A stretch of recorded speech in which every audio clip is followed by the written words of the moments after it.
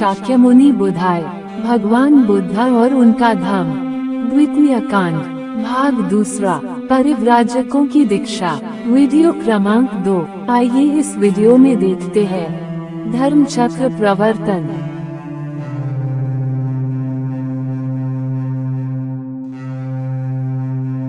कुशल क्षेम की बातचीत हो चुकने के बाद परिव्राजकों ने बुद्ध से प्रश्न किया, क्या आप अब भी तपश्चर्या तथा कायिक क्लेश में विश्वास रखते हैं? बुद्ध का उत्तर नकारात्मक था।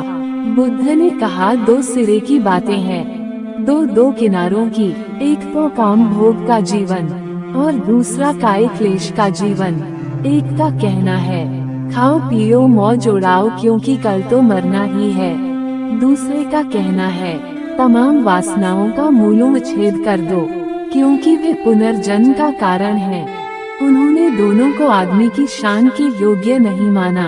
वे मध्यम मार्ग को मानने वाले थे, बीच का मार्ग जो कि न तो काम भोग का मार्ग है और न कायिक क्लेश का मार्ग है। बुद्ध ने परिव्राजकों से प्रश्न किया, मेरे इस प्रश्न का उत्तर दो कि जब तक किसी के मन में पार्थिव व स्वर्गीय भोगों की कामना बनी रहेगी, तब तक क्या उसका समस्त कायिक क्लेश व्यर्थ नहीं होगा? उनका उत्तर था, जैसा आप कहते हैं वैसा ही है। यदि आप कायिक क्लेश द्वारा काम तृष्णा को शांत नहीं कर सकते, तो कायिक क्लेश का दरिद्री जीवन बिताने से आप अपने को कैसे जीत सकते हैं? उनका उत्तर था, जैसा आप कहते हैं वैसा ही है। जब आप अपने आप पर विजय पालेंगे, तभी आप काम तृष्णा से मुक्त होंगे। तब आपको काम भोग की कामना न रहेगी और तब प्राकृतिक इच्छाओं की पूर्ति विकार पैदा नहीं करेगी। आप अपनी शारीरिक आवश्यकताओं के हिसाब से खाना पीना ग्रहण करें। सभी तरह की काम वासना उत्तेजक होती है। कामुक अपनी काम वासना का गुलाम होता है। सभी काम भोगों के चक्कर में पड़े रहना गंवारपन और नीच कर्म है। लेकिन मैं तुम्हें कहता हूँ,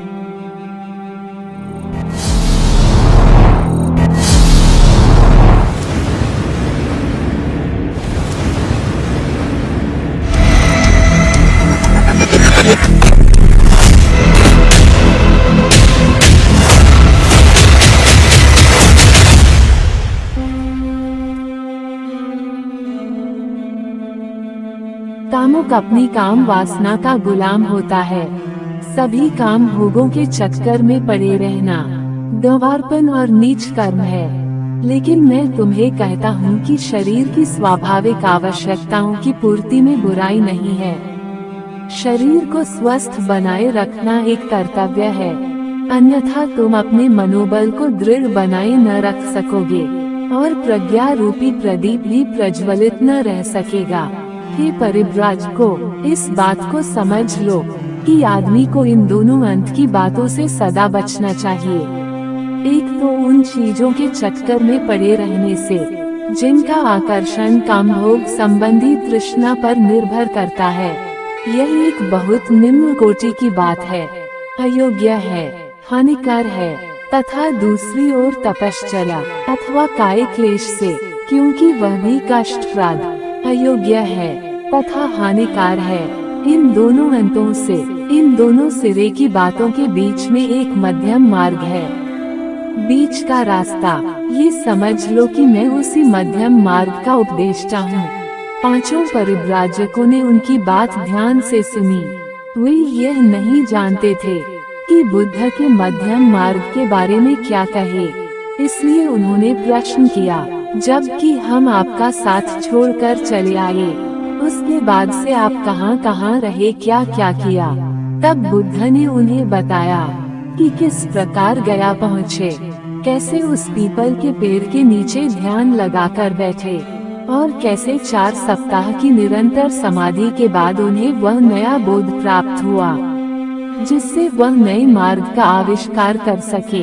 ये सुना तो परिव्राजक उस नए मार्ग को विस्तार पूर्वक जानने के लिए अत्यंत उत्सुक हो उठे। उन्होंने बुद्ध से प्रार्थना की कि वे उन्हें बताएं। बुद्ध ने स्वीकार किया।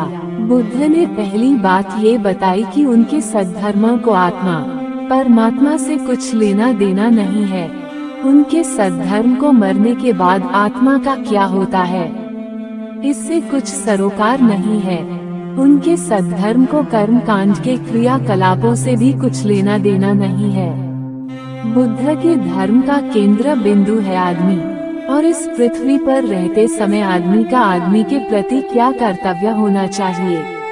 बुद्ध ने कहा, यह उनकी पहली स्थापना है। उनकी दूसरी स्थापना यह है कि आदमी दुखी है, कष्ट में है और दरिद्रता का जीवन व्यतीत कर रहे हैं। संसार दुख से भरा पड़ा है और धर्म का उद्देश्य इस दुख का नाश करना ही है। इसके अतिरिक्त सद्धर्म और कुछ नहीं है। दुख के अस्तित्व की स्वीकृति और दुख के नाश करने का उपाय, यही धर्म की आधारशिला है। धर्म के लिए एकमात्र यही सही आधार हो सकता है।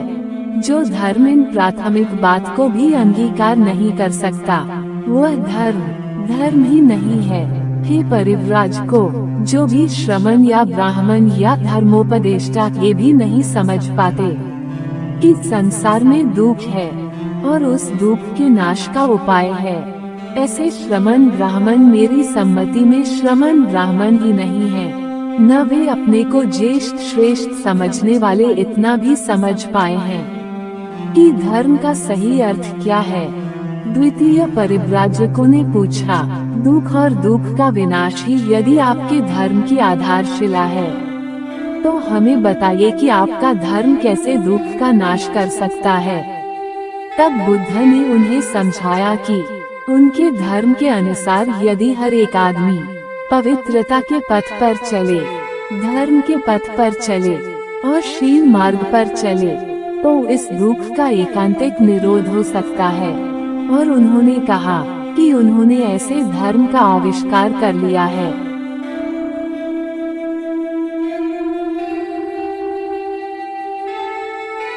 अगले वीडियो में देखेंगे धम्म चक्र प्रवर्तन।